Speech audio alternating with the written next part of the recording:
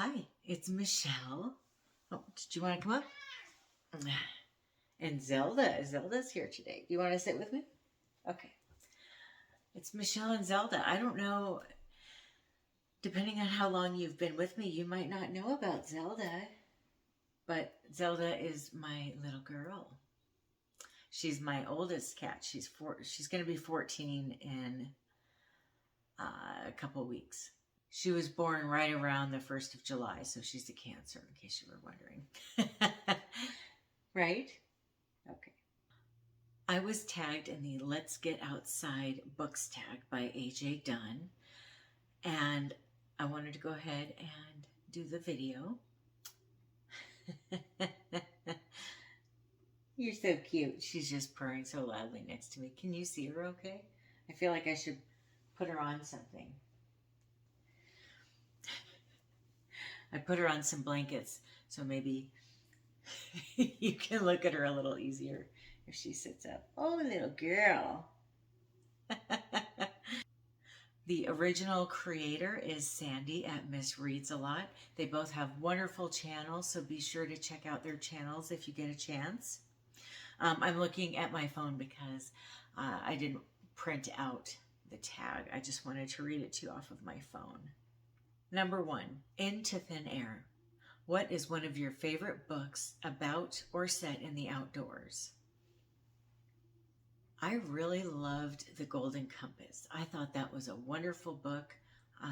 I've read it a few times, although it was years ago. I did really enjoy it, and I read His Dark Materials. I didn't go any further than that. I don't really have a reason. I should probably reread them, but they just really spoke to me. Winterdance. This is the story Gary Paulsen running the Iditarod for the first time, even though he isn't particularly good at it. Do you have a hobby or skill that you keep attempting even if you are not particularly good at it?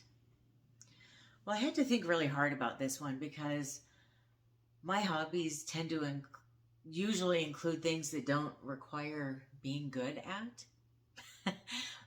For example, I love painting. I don't particularly think I'm good at painting, but that is a very subjective question. With painting, talent is in the eye of the beholder with that one. It's not like winning a race where you can definitively say whether someone's good at it or not, right? So then I really love reading, but how do you say if you're good at reading or not? Like you either read or you don't. Another big hobby of mine is going to museums, but I don't know that I could say if I was good at going to museums or not, right? The one thing I could really think of that I enjoy that I wouldn't say I was good at, for sure, is board games. I love playing board games, but I don't know that I necessarily win them a lot. And I don't know that I even care if I win. I just love playing them. So I guess that's my answer. Board games. Number 3, Wild. This is the story of Cheryl Strayed, hiking the PCT after the death of her mother. Recommend a book where central theme is dealing with grief. Paint It Black by Janet Fitch. She's the lady that wrote White Oleander. My grandma actually got me into this author, and this book is about a very young woman who has a boyfriend who's committed suicide, and his mother blames her for him committing suicide. And I find that that's kind of a realistic thing in life, with people blaming other people for things that aren't necessarily their fault. And of course, in this book, it's not like they can ask him if it's her fault. Although, can you really ever blame someone else for someone killing themselves, right? But I thought it was a really good book, and it really does go pretty deep into grief and how we deal with such things. Number 4, Into the Wild follows Chris McCandless, who travels to remote Alaska and unfortunately passes away in the wilderness. Does the idea of living off the grid or away from society appeal to you? Well, no. No, not really. I think it would be because I'm more of a city girl myself. I do like living. I like to live in the suburbs. I like to live right on the outskirts of a city. What does sound very appealing to me is maybe starting a new community. Like if there was somewhere that a group of people and myself could move to and just start everything fresh, I would love to do that. But I would not want to go live in the woods by myself or something. A Walk in the Woods is a story of Bill Bryson and Kat's hiking the Appalachian Trail.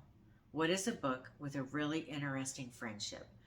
I didn't even have to think about this one. The most interesting friendship, hands down, in a book for me ever, of all time, is Razor Blade Tears. Have you read this? If you read this, you know exactly what I'm talking about. Ike and Buddy. This friendship is epic. It's about two men that you would never think would become friends, becoming very close friends. And their friendship is very endearing and heartwarming, and it made me look at friendship differently.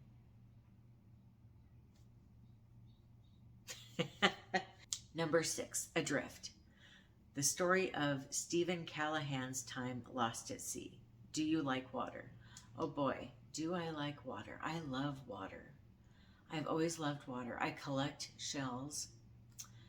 I love being near water. I love seafood. My brothers are hockey players, and when I was a little girl, when we were at hotels, which was a lot for different hockey games and tournaments and such, my mom couldn't get me out of the pool. I'd be in the pool for 7 or 8 hours a day. I just love water. I even like drinking water. I don't know. To the point where, and this is going to sound kind of crazy, but I'm just telling you, you can judge it or not, but you know, who wants to be normal? Okay, this is kind of weird, but I don't want to be normal. How boring, right? I even had a psychic tell me that in a past life, I was a mermaid on a different planet, and that's why I'm so obsessed with water. And it just kind of clicked. You know what? That kind of makes sense. Now I know. Right, Zelda? It makes sense, doesn't it? Number 7, Hatchet. A fictional story of a young boy who is in a plane crash while traveling to Alaska and has to survive with only a hatchet. What is your favorite survival story? My favorite survival story is The Hunger Games. I absolutely love that book. I think I read it in a day. It was just, I couldn't put it down. I loved it. I felt very attached to Katniss Everdeen. And I do have the whole series, but it's in storage. It just really gripped me. I love the survival. I love her heart, her fierceness, her refusal to step down. Number 8, A Perfect Storm.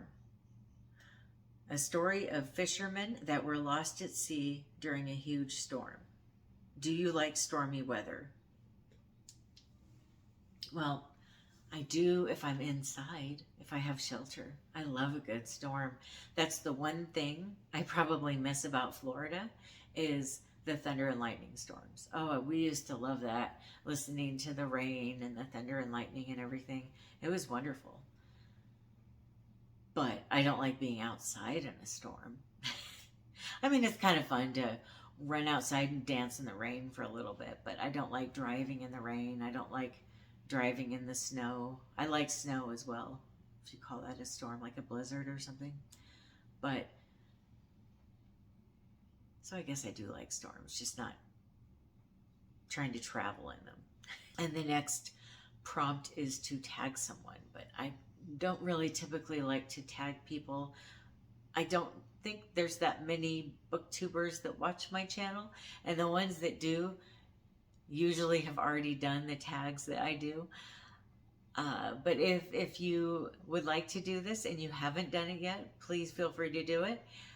And if you don't have a channel and you want to answer any of these, feel free to answer them down below in the description box. Thank you so much for watching. I hope you have a wonderful rest of your day or night. Happy reading. Bye.